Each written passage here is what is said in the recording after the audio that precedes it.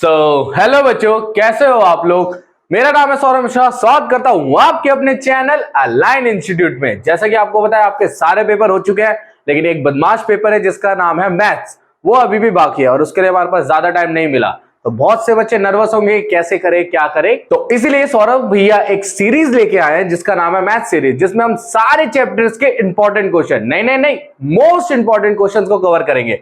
तो बिना किसी देरी के जल्दी से वीडियो को शुरू करते हैं। तो जैसे कि ये क्वेश्चन नंबर फर्स्ट है, देख लेते क्या है। और बेटा एक और बात सबसे पहले जरूरी, देखो इस सीरीज का फायदा क्या है, इस सीरीज को आप क्यों देखोगे, क्योंकि देखो आपका इतना मोस्ट इंपॉर्टेंट टाइम लगेगा, तो फायदा तो होना चाहिए कुछ। इस सीरीज में हम क्या करेंगे, हम हर चैप्टर के 1 मार्कर, 2 मार्कर, 3 मार्कर और केस स्टडी वाले क्वेश्चन, कौन से केस स्टडी वाले क्वेश्चन को कवर करेंगे, ताकि पूरी तरीके से आपकी तैयारी एकदम कंप्लीट तरीके से हो जाए। ठीक है, तो देखते हैं पहला क्वेश्चन जो ये है, ये बेटा आपको समझ आ गया, ऑब्जेक्टिव क्वेश्चन है, कितने मार्क्स का होगा, सिंपल सी बात है, 1 मार्कर क्वेश्चन है। क्या बोल रहा है, द नंबर √3 + √5 का होल स्क्वायर, ये होल स्क्वायर है, ठीक है, इज डैश। अब क्या वो एक इरेशनल नंबर है, क्या वो एक इंटीजर है, क्या वो एक रेशनल नंबर है, क्या कोई एक रियल नंबर नहीं है। तो क्या दिख रहा है बेटा, हमें दिख रहा है √3 + √5 का होल स्क्वायर। अब आपको दूर से देख के समझ आ गया होगा क्या आ गया, कि ये एक फॉर्मूला बेस्ड आइडेंटिटी पे लगेगा। वो क्या है बेटा, a + b का होल स्क्वायर क्या होता है, a² + 2ab + b²। तो इसको लगाते हैं, a क्या है, √3 का स्क्वायर प्लस 2 × √3 × √5 प्लस √5 का होल स्क्वायर, है ना। अब √3 का स्क्वायर क्या होता है बेटा, 3 होता है, क्या होता है, 3 होता है। और इसको मल्टीप्लाई करेंगे तो क्या हो जाएगा बेटा, 2√15। समझ आ रही है बात, 2√15। और √5 का स्क्वायर क्या होगा, 5 हो जाएगा। अब इन दोनों भैयाओं को आपस में क्या करते हैं, प्लस कर देंगे, तो हमारा बनेगा बेटा 8 + 2√15। अब मेरे को ना बच्चों, मेरे को ना किसी एंगल से एक इंटीजर तो नहीं लग रहा, एक रेशनल नंबर तो नहीं लग रहा। रेशनल नंबर में तो रूट होता नहीं है ना, एक रियल नंबर तो है ही, सिंपल सी बात है, रियल नंबर तो है। तो ये इसमें रूट वाले भैया है, तो ये क्या है, देखते ही पता चल गया क्या है, ये एक इर्रेशनल नंबर है। देखा कितना प्यारा क्वेश्चन था। ऐसे मजेदार क्वेश्चन करते रहेंगे। जल्दी से इस क्वेश्चन को नोट करो, मूव करते हैं हम क्वेश्चन नंबर सेकंड की ओर। तो जैसा कि ये क्वेश्चन नंबर 2 है, ये आपको देख के पता चल रहा है कितने मार्कर है बेटा, ये 2 मार्कर क्वेश्चन है, मतलब 2 मार्क्स में आता है। देखते हैं क्या कह रहा है, the positive number have their HCF as 12 and their product is 6336। The number of pair possible for the number is. समझ नहीं आया, कोई दिक्कत नहीं है, सौरभ भैया संभाल लेंगे। देखो क्या है बेटा, समझाता हूं इसे। आपको ना एक बोला गया कि 2 नंबर्स है, 2 नंबर्स है, उनका HCF 12 आ रहा है, और उन्हीं नंबर्स का जब मैं प्रोडक्ट कर रहा हूं तो मेरा एक आंसर आ रहा है जिसे कह रहे हैं 6336। ठीक है, तो पहले तो हम नंबर्स मान लेते हैं। लेट द नंबर बी, ए और बी मान लेते हैं, ए और बी मान लेते हैं, कोई दिक्कत नहीं है, ए और बी। और क्या बोला है कि अब देखो बेटा, एक सबसे बड़ी बात, जो लेट हमने कर लिया, अब अगर मैं लिख रहा हूं HCF ऑफ ए और बी, बेटा कितना है, HCF तो 12 है, तो HCF of A and B 12 है। अब मुझे एक बात बताओ, जो ए है वो फर्स्ट नंबर है, जो बी है वो सेकंड नंबर है, लेकिन क्या ये ओरिजिनल नंबर है, ये ओरिजिनल नंबर नहीं है। क्यों नहीं है बेटा, हमने क्या पता है कि हमारा इसका HCF है, ये एक्यूरेट नंबर नहीं है, ये किसी एक वेरिएबल से मल्टीप्लाई होगा तब ये अपने ओरिजिनल नंबर पे बनेगा। तो ए की जगह जो ओरिजिनल नंबर को फाइंड करना है, तो मैं मान लूंगा 12, ये तो उसका HCF है, सिंपल सी बात है, उसी का फैक्टर होगा, और ये किसी वेरिएबल से मल्टीप्लाई हो जाएगा, क्योंकि हमें एक वेरिएबल तो चाहिए ना ओरिजिनल नंबर लाने के लिए। तो ए को मैंने बोल दिया 12x, ठीक है। वैसे ही बी के लिए दूसरा वेरिएबल ले लेते हैं, इसको ले लेते हैं y, और यहाँ पे हम लिख देते हैं कि ये दोनों एक दूसरे से पूरी तरीके से अलग है, तभी तो ये इसका पार्ट नहीं है ना। तो हम लिख देंगे x and y are coprime, x and y are coprime. अब उसने क्या बोला, वो जो नंबर्स थे उनका प्रोडक्ट करा तो मेरा 6336 आया, मतलब a इंटू बी करा तो 6336 आया। तो a कितना है बेटा, 12x, सॉरी प्लस होगा ना, हाँ, into 12y is equal to 6336, बात ठीक है। 12 × 12 कितना होता है बेटा, 144xy इज इक्वल टू 366, है ना। अब xy जो नंबर आया मेरा वो आ गया 6336 डिवाइडेड बाय 144। इसको कट करेंगे तो आपका xy की वैल्यू आ जाएगी बेटा 44। मतलब सर जो हमने 2 वेरिएबल लिए x और y जो कि थे को प्राइम इन नेचर। अब बहुत बच्चों को को प्राइम का मतलब पता नहीं होगा, और बहुत बच्चों को पता है तो वो कमेंट बॉक्स में बताएंगे को प्राइम होता क्या है। बेटा को प्राइम का मतलब पता है क्या होता है, ऐसे नंबर जिनका कोई कॉमन फैक्टर नहीं आता, मतलब उनका कोई कॉमन फैक्टर नहीं होता। तो यहाँ पे दो, अब इनके पेयर्स कैसे बनेंगे, चलो पेयर के लिए बॉक्स बना लेते हैं, बॉक्स बना लेते हैं हम, बॉक्स बना लिया हमने, ये लो ज्यादा नहीं, देखते हैं कितने आउटकम्स आ रहे हैं, या एक्स रख दिया वाई। अब 44 है, इसके क्या पेयर्स बन सकते हैं बेटा, 1 और 44 बन सकता है, बिल्कुल बन सकता है। दूसरा क्या बताया, 2 और 22, है ना। देखो इसको इससे मल्टीप्लाई करूंगा 44 आएगा कि नहीं आएगा, बिल्कुल आएगा। 2 इंटू 22 करूंगा 44 आएगा, बिल्कुल आएगा। और दूसरा हो गया बेटा 4 और 11, ठीक है। तो अब आपने कह दिया कि the total number of pair possible for the number is, sir 3 pair हो गए, आपने उछल के तो बोल दिया कि सर 3 पेयर हो गए, लेकिन ये सही आंसर नहीं है। ये सही आंसर नहीं क्यों नहीं है, क्योंकि हमारा नेचर क्या था, हमारा नेचर क्या था, हमारा नेचर था एक्स और वाई को प्राइम है, को प्राइम का मतलब कॉमन आना नहीं चाहिए। अब इन तीनों पेयर्स में से देखते हैं किसमें कॉमन नहीं आ रहा। 1 और 44 में कुछ कॉमन आ रहा है, नहीं आता, तो ये हो गए भैया पास, ठीक है। 2 और 22 इन दोनों में क्या कॉमन आ रहा है, कॉमन आ रहा है ना, दोनों में 2 कॉमन लिया जा सकता है, तो ये भैया हो गए फेल, क्योंकि को प्राइम का मतलब कॉमन तो नहीं आना चाहिए, और 4 और 11 में भी कोई कॉमन नहीं है, तो ये भी भैया हो गए पास। तो अब 3 में से 2 महारथियों ने लेवल पार कर लिया और एक भैया हार गए।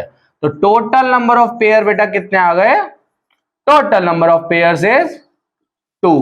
तो मतलब जो नंबर ऑफ पेयर है वो कितने हैं, 2। समझ आई बात, समझ आई। चलो ऐसे ही जोश से पढ़ना है और मूव करते हैं हमारे क्वेश्चन नंबर 3 की ओर। हाँ तो बेटा ये क्वेश्चन नंबर 3 है, क्या है, प्रूव दैट रूट 3। ये तो वही वाला क्वेश्चन है, तो बार बार आ जाता है इस चैप्टर को खत्म, इसके बिना तो ये हो ही नहीं सकता, ये तो इस चैप्टर का जड़ है। बहुत बार कर रखा है, आप लोगों को आता है, लेकिन अब फिर भी करेंगे क्योंकि ये एग्जाम में हमें मिल जाता है 3 मार्क्स का, ठीक है। तो जल्दी से देखते हैं क्वेश्चन क्या है, prove that root 3 is an irrational number and then show that 4 plus root 3 is an irrational number. देखो बेटा अगर पेपर में यहां से यहां तक आया तो 2 मार्क्स का आएगा, अगर प्लस में ये भी दे दिया तो 3 मार्क्स का आएगा, तो कंफ्यूज नहीं होने का, समझ जाना, ठीक है। प्रूव करना पड़ता है, तो इसको तो बहुत बच्चों ने याद भी कर रखा होगा, याद है ना कैसे करते हैं। So let root 3 be an क्या बोलते हैं, रेशनल नंबर। रूट 3 को क्या मान लिया, एक रेशनल नंबर मान लिया, तो रूट 3 क्या हो जाएगा बेटा, p बाय क्यू। और यहाँ पे क्या लिखते हैं, p एंड q और कौन से नंबर, कौन से नंबर, को प्राइम। अभी थोड़ी देर पहले ही बताया था को प्राइम क्या होता है, इसको इधर फेंक दो तो ये बन जाएगा root 3q is equal p। अब रूट भैया की छुट्टी करनी है, छुट्टी करनी है तो क्या कर देंगे बेटा, स्क्वायरिंग, क्या कर देंगे, स्क्वायरिंग बोथ साइड, स्क्वायरिंग करेंगे तो हो जाएगा रूट 3q का square is equal to p का स्क्वायर। स्क्वायर ब्रैकेट खुलेगा तो क्या बन जाएगा, 3q square equal to p square. इस 3 को अब नीचे फेंक दो तो ये बन जाएगा बेटा q square equal to p square by 3। क्या मतलब हुआ इसका, कि जो p स्क्वायर है वो 3 से डिवाइड हो रहा है, ये आपकी उसकी थ्योरम है, तो हम क्या लिखेंगे यहाँ पे, p स्क्वायर इज डिविजिबल, लिख लेना स्पेलिंग, ठीक है, बार बार लिखना पड़ता है यार, डिविजिबल बाय 3। इसका मतलब जब p स्क्वायर डिविजिबल है तो p is also divisible by 3। याद आ रही है बात, बहुत बार लिखा है आपने, आता है। अब जैसे ये कर देंगे हम यहाँ पे क्या बोल देंगे, हम p को क्या मान लेंगे बेटा, p equal to 3x, divisible होगा तो कुछ वैल्यू आएगी, p इक्वल टू 3x। अब यहाँ पे क्या हो जाएगा बेटा, इसको ना हम इसे फर्स्ट इक्वेशन मान लेते हैं और बोल लिख देंगे, फिर आगे यही लिख देता हूं, कोई नहीं, put p in first equation. p को क्या करता है, फर्स्ट इक्वेशन डालते हैं, फर्स्ट इक्वेशन ये रही, तो क्या बनेगा बेटा, 3q square equal to 3x का होल स्क्वायर, कुछ कुछ ऐसा बनेगा, 3q स्क्वायर 9x स्क्वायर, 3 से 9 की छुट्टी, छुट्टी होते ही 3 आ गया, तो जगह q square equal to 3x square. मुझे किस किस से मतलब था, मुझे था p से मतलब, मुझे था q से मतलब, p का तो मैंने डिवाइड कर दिया p को, अब मेरे को q को करना है, इस 3 को इधर फेंक दूंगा तो क्या बनेगा बेटा, ये बन जाएगा x square equal to q square by 3। और सेम यही वाली लाइन लिखेंगे, यहाँ पे p के बारे में लिखे थे, यहाँ पे q के क्या लिखेंगे, q square is divisible by 3। इसका मतलब क्या है, q is also divisible by 3। आई बात समझ में, बिल्कुल आई। अब देखो तो हमारे यहाँ पे q क्या बन जाएगा बेटा, 3y। अब हम क्या देख रहे हैं, हमने तो थोड़ी देर पहले अपनी बातें कर रखी थी कि पी और क्यू को प्राइम नंबर है, मतलब जिसका कोई कॉमन फैक्टर नहीं आता।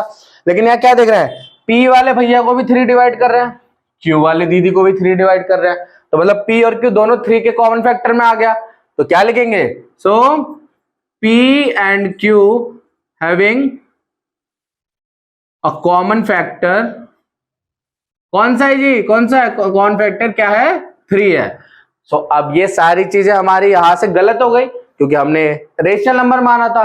तो हम हमारी बुक के स्टेटमेंट लिखी हुई ना, so this contradiction is arisen because our incorrect assumption, वो वाली लाइन याद है ना, सेम इसके नीचे चिपका देना, सेम कॉपी पेस्ट मार देना, है ना, वो जरूरी है।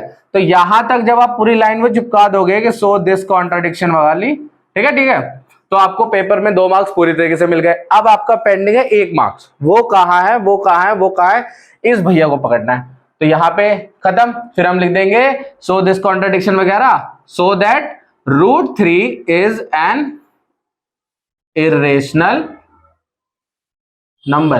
बेटा ये वाली लाइन ना बुक में है, तो टेंशन लेने के लिए कि कहां से लिखना है, बुक में खोलोगे आराम से मिल जाएगा। फिर अब पकड़ते इसको, तो हम बोलेंगे let 4 + √3 be an rational number, rational number मानते ना, रेशनल नंबर। तो बेटा रेशनल नंबर मानेंगे तो क्या होगा, 4 + √3 = a/b, वहां पे p/q माना था, यहाँ पे a/b मान लेंगे, और वही लिखेंगे क्या, ए और बी क्या है, ए आर को प्राइम, वही सेम स्टेप है, ठीक है। अब हमें ना लेफ्ट हैंड साइड में √3 को रखना, बाकी सबको उधर फेंक देना है। तो √3 = a/b - 4, एलसीएम सॉल्व करेंगे तो क्या बन जाएगा, √3 = a - 4b/b। बेटा देखने में क्या लग रहा है, ये एक रेशनल नंबर है और ये एक इरेशनल नंबर है। तो क्या कभी भी, अब मैं यहां थोड़ा लिख देता हूं, समझ जाना, है ना। तो क्या हमेशा पता है कि irrational number is not equal to rational number. इसके बाद ऊपर जंप करके, एक इरेशनल नंबर कभी भी रेशनल नंबर के इक्वल नहीं हो सकता। तो ये भी हमारे गलत एजम्पशन की वजह से हुआ है ना। तो हम क्या कह देंगे, सो दैट जब यही नहीं है, ये भी एक इरेशनल नंबर ही तो हुआ, तो हम क्या कह देंगे, and we also know that √3 is an irrational number. तो ये इरेशनल, ये रेशनल, तो ये दोनों इक्वल नहीं हो सकते। सो 4 + √3 इज एन इरेशनल नंबर। बात समझ आ गई, बड़ा इरेशनल रेशनल होगा, कोई दिक्कत नहीं है, सेम मेथड है। यहां से स्टार्ट हुआ, यहां तक खत्म होने में टीचर देगा 2 मार्क्स, यहां से स्टार्ट हुआ, यहां खत्म होने में टीचर देगा 1 मार्क्स। टोटल आपके हाथ में कितने आ गए, 3 मार्क्स। डरने का नहीं है, बोल रहा हूं ना, डरो मत, बस करते जाओ, ठीक है। अब मूव करते हैं क्वेश्चन नंबर 4 की ओर। तो बेटा जैसे कि क्वेश्चन नंबर 4 है, कितने मार्क्स का लग रहा है, कितने मार्क्स का लग रहा है, ज्यादा टेंशन लेने की बात है, 2 मार्क्स का है, खुश हो रहे हो क्या पता, 2 मार्क्स का क्वेश्चन है। देखते हैं क्या लिखा बेटा, 2 numbers are in the ratio 2:3। 2 number है जिनका नंबर नहीं दिया, उनका रेशियो दिया हुआ है, और क्या बोला है, एंड देयर एलसीएम इज 180, और दोनों नंबर्स का एलसीएम कितना है, 180। What is the HCF of this number. अब नहीं पता, नहीं पता तो आपको पता है कि ऐसे रेशियो वाले नंबर को क्या करते हैं, हम किसी वेरिएबल से मल्टीप्लाई कर देते हैं। तो हम बोल देते हैं कि जो पहला नंबर है वो हो जाएगा 2x और जो दूसरा नंबर है वो हो जाएगा 3x। बात ठीक है, बात ठीक है। रेशियो हटाने के लिए हमने किसी वेरिएबल से मल्टीप्लाई किया। अब 2x के फैक्टर तोड़ेंगे, बड़े हार्ड है 2x का फैक्टर तोड़ना, कुछ नहीं है, 2 × x, और 3x का फैक्टर तोड़ेंगे तो क्या होगा, 3 × x। हाँ, अब देखो बेटा, हम पहले इसका एलसीएम निकाल लेते हैं। तो एलसीएम आपको पता है, जो कॉमन आता है वो एक बार लिख दिया जाता है पेयर बन के, तो ये एक पेयर बन गया, हाँ, ये x नहीं, ये मल्टीप्लाई है, और ये दोनों में तो कॉमन नहीं आया, तो ये ऐसे लिख दिया जाएगा। तो क्या हो जाएगा, 2 × 3 × x। तो एलसीएम बेटा कितना आ गया, एलसीएम आपका आ गया 6x, ठीक है। इन दोनों नंबर्स का एलसीएम क्या आ गया, ये फर्स्ट नंबर था, ये सेकंड नंबर था, और इनका एलसीएम कितना आ गया, 6x। अब उसने क्या बोला, उन दोनों नंबर्स का एलसीएम है वो 180 है, तो मतलब 6x,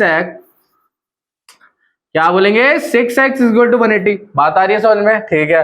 तो x की वैल्यू कितनी हो गई बेटा, 180 / 6 कितना हो गया, x = 30 हो गया, x क्या हो गया, 30 हो गया। अब मुझे क्या बताना है, इनका एचसीएफ बताना है। एक बात बताओ, एक बात बताओ मुझे, एचसीएफ क्या होता है। एचसीएफ का मतलब होता है हाईएस्ट कॉमन फैक्टर, जो कॉमन आ रहा है। इन दोनों के फैक्टर में कॉमन क्या आया, इन दोनों के फैक्टर में कॉमन क्या आया, क्या आया, कॉमन तो सिर्फ x ही आया था ना जी, कॉमन क्या आया था, x आया था, तो x ही तो इसका एचसीएफ हो गया, क्योंकि नाम में ही किसका काम छुपा है, हाईएस्ट कॉमन।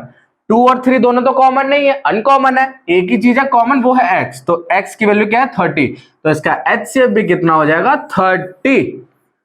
समझ आ गया कितना प्यारा क्वेश्चन था, 2 मार्क्स का था। जल्दी जल्दी से समझ लो, जल्दी जल्दी से नोट कर लो और मूव करते हैं क्वेश्चन नंबर 5 की ओर। हाँ तो बेटा जैसे कि क्वेश्चन नंबर 5 और 6 है, दोनों कितने मार्क्स का लग रहा है, दोनों एक एक मार्क्स का लग रहा है, एक 1 मार्कर क्वेश्चन है, ठीक है, ऑब्जेक्टिव क्वेश्चन है। तो पढ़ लेते हैं। The exponent of 5 in the prime factor of 3750। कहने का मतलब है 3750 के फैक्टर निकालना और उसमें बताना है 5 कितने टाइम्स आया। तो चलो यहाँ पे इसका फैक्टर निकालते हैं। 3750 के फैक्टर निकालेंगे तो 5 से कितने में जाएगा 750, अगेन 5 से कितने में जाएगा 150, अगेन 5 से जाएगा हाँ जी 30 पे, अगेन हाँ जी 6 पे जाएगा। इसके बाद फर्दर इसके फैक्टर आएंगे, लेकिन उस समय मतलब ही नहीं, हमें किससे चाहिए था, बस 5 से चाहिए था। तो 5 कितने टाइम है 5 की पावर 4, तो हमारे पास कितनी पावर आ गई 4, तो आंसर इज 4। आई बात समझ में, बढ़िया से। अब क्वेश्चन नंबर 6 करते हैं। क्या है, what is the greatest possible, या तो ग्रेटेस्ट एक वर्ड दिख गया, ग्रेटेस्ट एक वर्ड दिख गया तो सब ग्रेटेस्ट सुनते ही समझ आ गया क्या निकालना है, HCF निकालना है, highest common factor. What is the greatest possible speed at which a girl can walk 95 metre and 171 metre in exact number of minute. तो 95 का अलग फैक्टर निकालते हैं, 171 का, दोनों का HCF निकाल लेते हैं, ठीक है। तो हम लिखेंगे HCF ऑफ 95 एंड 171। तो 95 के फैक्टर बेटा कितने आएंगे, निकालो जल्दी से और कमेंट बॉक्स में आंसर करो इसका, इस क्वेश्चन का आंसर क्या होगा जल्दी से कमेंट बॉक्स में करो। 95 के फैक्टर बेटा कितने होंगे 5 और 19, ठीक है बात। और 171 है उसके फैक्टर होंगे 3 इंटू 19, 19 3 57, 57 3 177, ठीक है। अब हमें तो कॉमन निकालना था और सबसे बड़ा निकालना था नंबर, तो वो तो एक ही दिख रहा है, वो हमें दिख रहा है 19, तो एक ही नंबर दिख रहा है। क्या ऑप्शन में कहीं 19 है, हाँ जी ऑप्शन में 19 है, ऑप्शन बी। तो कितनी जल्दी से क्वेश्चन हो गया, बहुत इंपॉर्टेंट क्वेश्चन है, इसलिए इन सब क्वेश्चनों को ध्यान से देखना और ये नहीं कि सिर्फ आंसर देख लिया, स्टेप्स को भी फॉलो करना है। तो 5th का आंसर भी बी था, 6th का आंसर भी बी था, दोनों थे कितने मार्क्स के 1 मार्कर। जल्दी से इसे नोट करो, मूव करते हैं क्वेश्चन नंबर 7 की। तो बेटा जैसे कि क्वेश्चन नंबर 7 है, अब ये क्या प्रॉमिस किया था मैंने अभी थोड़ी देर पहले, केस स्टडी वाले क्वेश्चन, ये वही तो क्वेश्चन है, केस स्टडी वाला क्वेश्चन 7 है जिसका ये फर्स्ट पार्ट है। देखो जो मैं प्रॉमिस करता हूं वो मैं पूरा करता हूं, मैंने प्रॉमिस किया, केस स्टडी वाला क्वेश्चन आ गया। ये 4 मार्क्स के आएंगे, इसके 2 पार्ट है, 2 मार्क्स ईच होगा, ठीक है।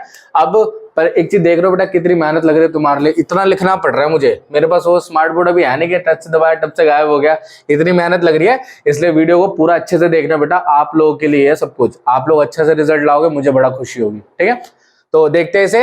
आप क्वेश्चन क्या है, 105 goat, 140 donkeys and 175 cow have to be taken across a river। इन तीनों महाशयों को एक नदी पार करनी है, बात ठीक है। There is only one boat, और वहां पे सिर्फ एक ही बोट है जो कि मतलब बहुत सारे चक्कर लगा सकती है, इधर से उधर जा सकती है, ठीक है। और वहां पे एक लेजी बोटमैन है, मतलब आप लोगों की तरह हमारी तरह एक आलसी बोटमैन है, उसने क्या करा, उसकी अपनी खुद की कंडीशन है उनको एक जगह से दूसरी जगह ले जाने की, और उसने क्या कहा कि मैं एक बार में सेम नंबर के एनिमल्स ले जाऊंगा हर ट्रिप में, मतलब ना ज्यादा ना कम, and they have to they the same kind, वो एक तरह के सेम काइंड के भी होने चाहिए। He will naturally like to take the largest, मैं इतने देर से इसी भैया को तो ढूंढ रहा था, लार्जेस्ट, लार्जेस्ट का मतलब क्या, HCF, इस चैप्टर में यही तो पकड़ना है, लार्जेस्ट निकल गया। तो हम क्या लिख देंगे बेटा, हमारे पास गोट कितने थे, गोट थे 105, गधे कितने थे, डोंकीज कितने हो गए 140, और जो काव है वो कितना हो गया बेटा 175, बात ठीक है। अब इसके क्या करते हैं, फैक्टर निकालेंगे, फिर इसका HCF निकाल लेंगे। कुछ ऐसे लिख देना, HCF ऑफ 105, 140, 175। 105 के फैक्टर निकालोगे तो क्या होगा, जल्दी से इन तीनों के फैक्टर निकालो और बताओ मुझे इसका आंसर क्या होगा, जल्दी से निकालो बेटा। पानी का है, चलो कोई नहीं, ये कर लेते हैं क्वेश्चन, उसके बाद देखते हैं। तो मान लो 105 के फैक्टर क्या होगा, 3 इंटू 5 इंटू 7, कुछ ना कुछ है, 7 5 35, 35 इंटू 3, हाँ ठीक है। 140 के फैक्टर क्या होंगे 35, तो 2 इंटू 5 इंटू 7, 7 5 35, 35 70, 70 40, ठीक है। और 175 के फैक्टर बेटा होंगे 5 इंटू 5 इंटू 7। ठीक है, अब मेरी बात सुनो बेटा, आपको HCF निकालना, देखना है कॉमन नंबर कौन से। 3 कॉमन है, नहीं है। 2 कॉमन है, नहीं है। एक नंबर दिख रहा है 5 कॉमन है, और एक कौन से भैया है 7 कॉमन है। तो इसमें कॉमन वाले नंबर्स को क्या करेंगे, 5 इंटू 7 कर देंगे, तो इसका HCF कितना आ जाएगा 35। क्या मतलब हुआ 35 का, कि हर एक ट्रिप में मैक्सिमम नंबर ऑफ जो एनिमल्स थे वो एक ट्रिप में कितने एनिमल जाएंगे, 35 एनिमल्स कितने ट्रिप्स में जाएंगे बेटा, पर ट्रिप में। बात समझ आई? बहुत प्यारा क्वेश्चन था, केस स्टडी का क्वेश्चन था, देखने के लिए इतना बड़ा था, लेकिन आंसर क्या निकालना था, HCF। बस यही दिमाग लगा लेना है पेपर में बेटा, और आपका पेपर बहुत अच्छा चला जाएगा। ठीक है, क्वेश्चन समझ आ गया, HCF निकालना था, तो क्या समझ आए, हर एक ट्रिप में कितने एनिमल जाएंगे, 35 एनिमल। जल्दी से इसे नोट करो, मूव करते हैं इसके सेकंड पार्ट की ओर। हाँ तो बेटा, ये क्वेश्चन नंबर 7 का सेकंड पार्ट है, उस केस स्टडी का सेकंड पार्ट है बेटा। क्या कह रहा है, the length, breadth and the height of a room are 8 metre 25 centimetre, 6 metre 75 centimetre and 4 metre 50 centimetre respectively. बड़ी रिस्पेक्ट से बोला है। Determine the longest rod, longest मतलब लार्जेस्ट मतलब HCF, which can measure the 3 dimension of the room exactly। अब मैं क्या करता हूं बेटा, इसको जरा इज्जत से लिखता हूं, अभी बड़ी बेइज्जती से लिख रखा है। लेंथ है, लेंथ को मैं लिख रहा हूं 8 मीटर 25 सेंटीमीटर, या मैं ये ना करूं इनको पूरा मतलब मिला के सेंटीमीटर में ही लिख दूं। 1 मीटर में कितना होता है, 100 सेंटीमीटर होता है, तो 8 मीटर में कितना होगा, 800। तो क्या बच जाएगा, 800 प्लस 25, 825। आई बात समझ में? ठीक है, वैसे ही ब्रेथ है, ब्रेथ को क्या लिख सकता हूं, 6 मीटर 75, तो 675 सेंटीमीटर। बात ठीक है। और हाइट को क्या लिख सकते हैं बेटा, 4 मीटर 50 सेंटीमीटर, तो क्या हो जाएगा 450 सेंटीमीटर। अब बोले determine the longest rod, longest का मतलब HCF, HCF करो। HCF के लिए अब मेरी बात जरा ध्यान से सुनो, जैसे एक स्केल है, वो रॉड है, रॉड की जगह स्केल मान लो। हम क्या कह रहे हैं, एक स्केल है, उसकी मैक्सिमम लेंथ कितनी करूं, मेरी बात मेरे शब्दों को गौर करना। एक स्केल है, उसकी मैक्सिमम लेंथ मैं कितनी करूं, ताकि एक रूम है, मान लो ये रहा, मान ही लो बस, तुम मैथ से मानते रहो बस। 3 मान लो ये लेंथ है, अब इसकी लेंथ को मेरे को मेजर करना है, तो मैं एक स्केल का कितना मैक्सिमम इसका साइज करूं कि ये सारी मेजरमेंट एक्यूरेट तरीके से मैं मेजर कर पाऊं, ये सारी वैल्यूज को पूरी तरीके से मैं मेजर कर पाऊं। तो HCF निकालूंगा, तो निकालूंगा HCF ऑफ 825, 675 एंड 450, इसका निकालूंगा। अब जल्दी से 825 के फैक्टर, 675 के फैक्टर और 450 के फैक्टर निकालो, बस HCF निकाल दो, आंसर आ जाएगा। जल्दी से इसका आंसर निकाल के कमेंट बॉक्स में आंसर करो, जल्दी बताओ। अगर मैं 825 के फैक्टर लूंगा तो क्या हो जाएगा बेटा, 3 इंटू 5 इंटू 5 इंटू 11। अभी आपने निकालोगे इसके फैक्टर, तोड़ो प्राइम फैक्टर करोगे, क्या होगा 3 इंटू 5 इंटू 5 इंटू 11। दूसरा हो जाएगा 3 into 3 into 3 into 5 into 5। Cross check कर लेना एक बार जरूर से, खुद से फैक्टर निकाल के देख लेना, थोड़ी गलती तो वैसे होगी नहीं, लेकिन एक बार क्रॉस चेक जरूर करना। एंड 450 जो है, 450 के फैक्टर क्या होंगे, 450 के फैक्टर होंगे बेटा 2 into 3 into 3 into 5 into 5, 2 into 3 into 3 into 5 into 5। अब इनमें से कॉमन देखना है, तो 3 का ही कॉमन दिख रहा है, 3 तीनों में दिख रहा है, ये रहा, और 3 का ही दिख रहा है, और 3 इन दोनों में लेकिन इसमें नहीं है, 5 दिख रहा है, और 5 का दिख रहा है, हाँ जी एक और ये पूरा जा रहा है ना। तो इसका HCF क्या हो जाएगा बेटा, 3 इंटू 5 इंटू 5, कितना हो जाएगा, 3 इंटू 5 या 5 3 15 15 75। तो कहने का मतलब है जो मेरा स्केल था उसकी मैक्सिमम लेंथ मैं कितनी रखूंगा कि ये सारी वैल्यूज को मैं आराम से मेजर कर पाऊं, उसकी लेंथ रखूंगा बेटा 75 सेंटीमीटर। कितनी लेंथ रखूंगा, 75 सेंटीमीटर। बड़ा प्यारा क्वेश्चन था, बस एक शब्द समझने की देरी थी, लॉन्गेस्ट, जिसका मतलब था HCF। तो 7th का सेकंड पार्ट भी हो गया, 2 मार्क्स आपके बढ़िया तरीके से आ चुके हैं पेपर में। अब मूव करते हैं हमारे लास्ट क्वेश्चन, जो कि क्वेश्चन नंबर 8। हाँ तो बेटा ये क्वेश्चन नंबर 8 है, और ये भी कैसा क्वेश्चन है, केस स्टडी वाला क्वेश्चन है। जल्दी से देखते हैं क्या बोल रहा है, इसके टोटल 3 पार्ट है, ठीक है, और ये लास्ट क्वेश्चन है इस एक्सरसाइज मतलब इस चैप्टर का लास्ट क्वेश्चन है। क्या है बेटा, a seminar is been conducted by an education organisation where the participant will be educator. एक कोई ऑर्गेनाइजेशन ने कुछ एजुकेशन मतलब एजुकेशन ऑर्गेनाइजेशन ने कुछ चीज कंडक्ट करी जिसमें जो पार्टिसिपेंट्स थे वो हमारे एजुकेटर थे मतलब टीचर्स थे और अलग अलग सब्जेक्ट के। The number of participant in Hindi, Hindi में हिंदी के कितने टीचर आए थे उस मतलब जो भी फंक्शन था उसमें अटेंड करने के लिए, हिंदी के आए थे बेटा 60। इंग्लिश के कितने आए थे, इंग्लिश के कितने आए थे बेटा 84। और मैथ्स के कितने थे जो हम अभी पढ़ रहे हैं, मैथ्स के कितने थे 108। देखा मुझे लगा ही था मैथ्स हलवा चीज तो है नहीं, मैथ्स को करने के लिए भाई इतने ज्यादा टीचर चाहिए। अब इसमें बोला है, अब ये तो हमने डेटा लिख लिया, अब क्वेश्चन क्या आ रहा है, व्हाट इज द मैक्सिमम, कहीं जाना ही नहीं है। मैक्सिमम, मैक्सिमम का मतलब कौन सा भैया, HCF करो, HCF आ गया। Number of participant that can be accommodated in each room, मतलब एक रूम में कितने नंबर ऑफ पार्टिसिपेंट मतलब कितने नंबर ऑफ टीचर एक रूम में एक बार में सीटेड बैठाए जा सकते हैं, एक रूम में एक बार में कितने टीचर्स बैठाए जा सकते हैं वो निकालना है। तो हम सिंपल सी बात है क्या करेंगे HCF ऑफ 60, 84 एंड 108। बार बार वही बात हो गई, फैक्टर निकाल लेना, आराम से कॉमन वगैरह ले लेना, आपका निकल जाएगा। मैं डायरेक्टली थोड़ा लेट हो गया तो जल्दी जल्दी कराते क्वेश्चंस को। हमारा इसका HCF आएगा बेटा 12। तो ये जो 12 का मतलब क्या है कि हर रूम में 12 टीचर्स बैठेंगे, कितने रूम में, पर रूम में, मतलब एक रूम में एक बार में कितने टीचर बैठाए सकते हैं हम, 12 टीचर्स को। बात ठीक है, पार्ट 1 बड़ा आसान था, जल्दी से नोट करो, मूव करते हैं पार्ट 2 की ओर। हाँ तो बच्चों ये क्वेश्चन नंबर 8 का सेकंड पार्ट है, जल्दी से करते हैं फिर खत्म करते हैं इस वीडियो को। What is the minimum number of room required during the event, कहने का मतलब है अब हमें बताना है कितने रूम में सारे टीचर अलॉट हो जाएंगे। तो सबसे पहले तो हमें नंबर ऑफ टीचर्स की जरूरत होगी।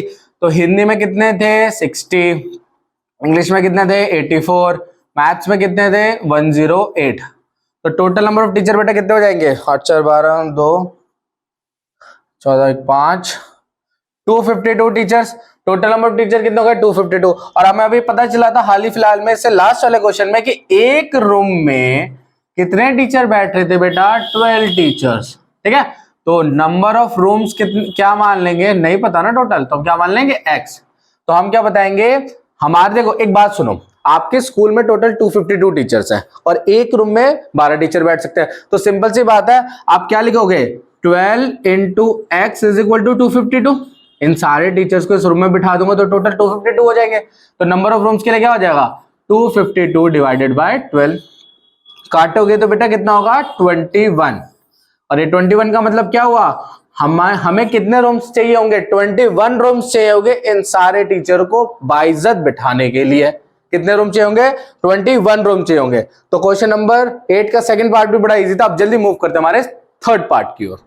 हाँ तो बेटा ये क्वेश्चन नंबर 8 का थर्ड पार्ट है। क्या कह रहा है, show that the product of two number 60 and 84 is equal to the product of their HCF and LCM। याद आ रही होगी एक identity, HCF into LCM is equal to product of two number A and B। ये वाली कुछ लिख रही है, HCF to LCM is equal to A into B। और यहाँ पे A वाले भैया हो गए 60 और B वाली हो गए भैया 84, ठीक है। अब ना हम क्या करते हैं, हम इसका पहले बढ़िया से ना HCF निकालते हैं। HCF ऑफ 60 और 84। अब आप ये कर रहे ना फैक्टर निकाल लेना, इसका HCF मैं बता दे रहा हूँ, इसका HCF है बेटा 12, इसका HCF है 12। और LCM निकालना है, LCM 60 और 84 का निकालेंगे तो इसका LCM कितना निकलेगा, LCM निकलेगा बेटा इसका 420, समझ रहे ना 420। और अब क्या करना है, हमें इसमें पुट करना है, ये LHS है और RHS ही हमें वेरीफाई करना है, ठीक है। तो हम क्या करते हैं, पहले LHS को लेते हैं। LHS को लेके तो क्या होगा LCM इंटू HCF, क्या होगा 12 इंटू 420। इसको मल्टीप्लाई करो, जल्दी से मल्टीप्लाई करके कमेंट बॉक्स में आंसर लिखो, कितना आंसर होगा इसका 12 इंटू 420, जल्दी करो। हम भी कर लेते हैं थोड़ा दिमाग में। ये अपना हो जाएगा बेटा 0, ये हो जाएगा बेटा 5040। कितना हो जाएगा ये 5040। LHS कितना आ गया 5040। RHS राइट हैंड साइड वो होगा A इंटू B, मतलब 60 इंटू 84। इसको भी मल्टीप्लाई करके कर सकते हो क्रॉस चेक करने के लिए, मुझे तो पता ही है आंसर कितना है 5040। तो इसका मतलब क्या हो गया बेटा, LHS is equal to RHS। तो इसी के साथ हमारे इस सीरीज के सारे इंपॉर्टेंट क्वेश्चन खत्म होते हैं। हमने 1 मार्कर भी करा, 2 मार्क भी, 3 मार्क्स भी और केस स्टडी वाले भी, और टोटल 8 क्वेश्चन करे, ज्यादा क्वेश्चन नहीं करवाए। सारे कॉन्सेप्ट इस सीरीज में कवर हो चुके हैं इस चैप्टर के, ठीक है। और बेटा अगर आपको ये सीरीज अच्छी लगी है, चैप्टर अच्छे से समझ आया, तो कमेंट बॉक्स में मुझे बताना। मैं जल्दी चैप्टर 2 की भी ऐसी सीरीज डालूंगा जिसमें सारे इंपॉर्टेंट क्वेश्चन कवर होंगे। और अगर आपको वीडियो अच्छी लगे तो प्यारा सा लाइक करना, चैनल को सब्सक्राइब करना और अपने दोस्तों के साथ शेयर करना। मिलते हैं अगली वीडियो में, तब तक के लिए tata bye bye, thank you so much.